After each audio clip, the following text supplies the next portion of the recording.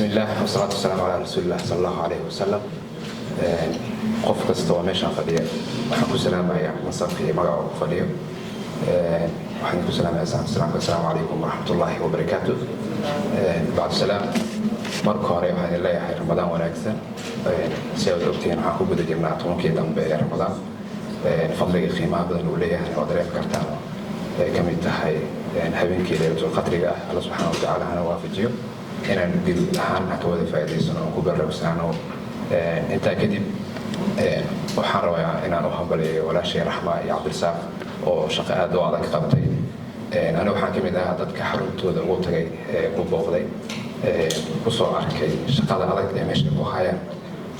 wayna mudan yihiin garab istaag iyo boorin iyo dhiirigelin mar kasta.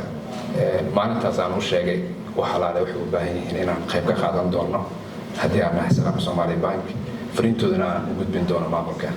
marka taasna waa dhacday maanta waxaan qayb ka nahay barnaamijka eventii ugu horeeyay hadda ay qabanayaan ee dadka awana isku siinayaan inaan qayb ka noqonay weliba dadka ugu horeeyay.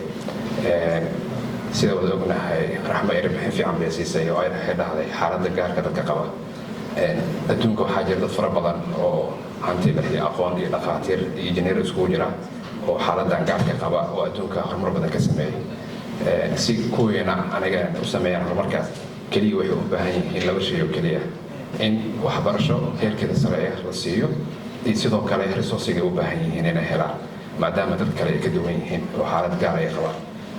wasiirka waxbarashada waa joogaan. waxaan rajeynayaa inuu kaalin weyn ka qaadan doono ardaydaas waxbarashadooda gaarka ah si diiradda loogu saari lahaa si horumar dalka ay u gaarsiiyaan.